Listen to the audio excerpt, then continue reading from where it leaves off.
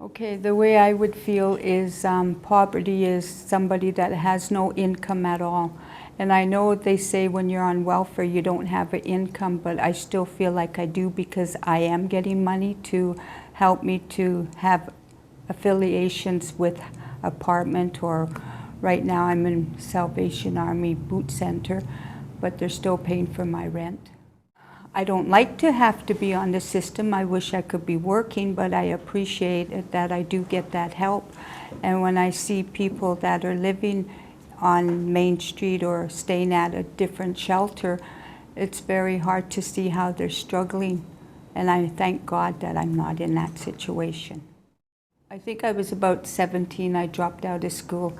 They considered me having a grade 9 teaching high school or junior high, and by the time I became, I think I was about 33, I went back to school and my reading skills had dropped quite a bit, where I only had about a grade 3 reading skill. So I went to school for 2.5 years and I didn't pick up very fast on that schooling. They wanted me to have my grade 9 to transfer to the adult education on Portage and whatever street that is. I think it's Logan or something. So anyway, I found out then through my brother that I was party literate, that our father had abused me, and that's why I didn't get my schooling completed. Well, I used to hear, my mom was on welfare when we were young. She raised us on her own. And I used to hear some of the neighbor kids, they'd say, oh, she's poor, oh, she's on welfare. And I never really took it serious because I wasn't really sure what it was all about. I was about 9. And so finally one day I went home and I asked Mom what that all meant. And she explained it to me. She says, well, I can't work. And she told me why. And so anyway, I realized then we were poor. And it was also to the point I realized when there were family that had kids that hung around with me, they couldn't hang around with me anymore because we were on welfare and they were working parents. I could remember not going to kindergarten, but to grade 1, I remember crying the first day I was there because I just couldn't understand why I'm with all these kids and my mom wasn't with me. And so anyway, I never knew that I was party literate. I was always hearing my mom saying, well, she's got a hard time learning. She's a slow learner, the teachers are saying in school. It wasn't until years later that I found out that I was party literate in my schooling, and it was the left side of the brain that had been damaged from being an infant when my father threw me on the ground. And that because he didn't want to hear me crying, he came home drunk. And he was abusive to my mother. I have a 34-year-old boy. I had him when I was 21. I lived out in Kitchener, Ontario, and the father never met him. I came back a year later and raised him, hoping, like I worked when I was in Kitchener, and I also had maternity leave when I was pregnant. It was when I came here, my life had just changed altogether, and I ended up just really, I guess I probably was sort of in a depression state too, because I was a single mom on my own, and I was on welfare, and that was not the life I wanted. Well, I used to swim when I was young. I used to take skating, but years ago, I also in my 30s, I used to try to get back on the skates, but right now I can't do any sports because I have a dislocated shoulder. And I also had a head injury, so I can't go through the ultrasound to see if they could adjust my shoulder until they know how the head injury's working or getting healed, because sometimes at night when I sleep, I still have pain in my head and neck.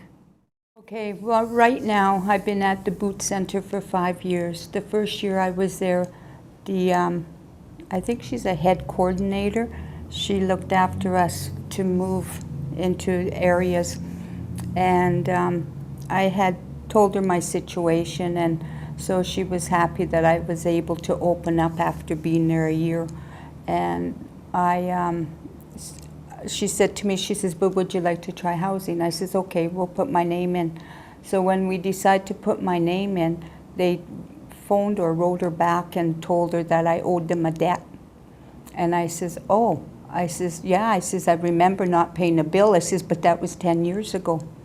And she says, well, she says, they won't help you until you pay that debt. I says, well, why didn't they come and contact me? Why didn't they contact the welfare to see if I was still on the system? I says, so I could have started paying that debt out. I said, now they wait until I'm in a situation where I don't really have the money to pay the debt, and they wait 10 years. So now I am still fighting it. I went to Manitoba Housing a month ago with my support worker, and they said that I left the place in a mess.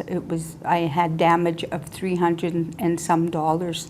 So I said, no, I never left it in a mess, and the women that have helped me move out of there, I will get a statement from them letting them know what kind of condition we left the place in. They said there were broken screens. I says, yes, there was. I says, in the basement, because somebody tried to break into our townhouse. I says, a month or two before we were ready to move out. I says, but there was no mess. So the rent money was over $300. No, pardon me, it was over $800 because it was 3 months that I had been in debt because I got into taking my sons out too much to movies or supper, and I got behind on my hydro or gas bill, so I tried to pay that all off, and then I was caught up with my rent, and when I was caught up with my rent, they didn't want to let me stay. They said, no, you still have to move because it's been 3 months. I says, well, I'm caught up on my other bills now. I could start paying more on this rent, and they never done it. So this is why I want to fight it, because they, as far as I feel, is they left it, too long. And I thought, okay, credit bureau, when they have people they got to deal with, they leave that debt for 7 years and then they erase the debt. And I thought, why can't housing do the same, especially them not, finding out if I was still on the welfare system. Well, see, when I lived common law for 11 years, and my older son was about 2 when I met my other son's dad. And he made good money. He made $35,000 a year, but I became a Christian, and he didn't want any part of Christianity. So that's why we went our separate ways. And I ended up on welfare, wishing I was able to get a job after, but it didn't happen because I'm also diabetic, and I was just getting sick more than that. So, I mean, I think the hard times I've had in all the years that I've been been by myself now, it's been 22 years I've been alone, and I think the hard time is being at the boot center. I never thought I would have to live that kind of life, being there. I mean, the staff and them, they're great to me. I have no complaints. Sure, I have, learned to know different women in the center and that, but that's the hardest thing, is being there. I don't know, I think my children are finally realizing that it helped them. It helped them to see how I struggle. And I've always tried to teach them to be men because they're boys. And when they were boys, I used to say, I don't want you being on welfare.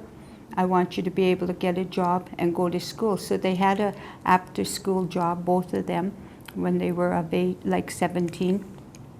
So they're very good workers, and I'm so happy. If there's nothing that I didn't do right in life, I really feel the only thing I did was help them to do good in life. And I hope they don't have to be in the shoes that I'm in, that they would be at a center one of these years. And I've always told them, try to better your education and that, because you don't know what your job's going to hold you in 10 years from now. Because the youngest one's a carpentry, he builds houses, and the older one is putting signs up on the buildings in the city. But the older one's been through lots, and he's been through different jobs, but I'm hoping he's going to be able to, keep the job that he has now, or really look into finding better for both of them. I'm just thankful that I also have, people supporting me, and You know, I'm just hoping that I can see myself moving out before the year's over. I'm having another new grandchild in December, so it would be nice to have my own place and have my family over at my place for Christmas.